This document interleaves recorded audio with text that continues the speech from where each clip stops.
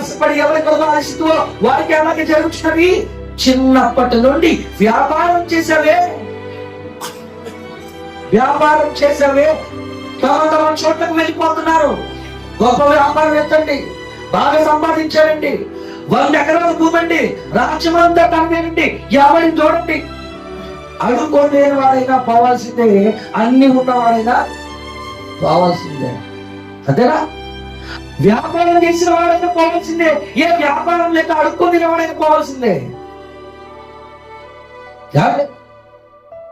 రతన్ టాటా గారు ఏమండి, టాటా వాళ్ళు అంటున్నాం కదండి, టాటా టాటా టాటా టాటా కార్లు, టాటా బండ్లు అన్ని టాటా గారే. అవునా? ఆఖరికి టాటా చెప్పి వెళ్ళిపోయాడు లోపల నుంచి.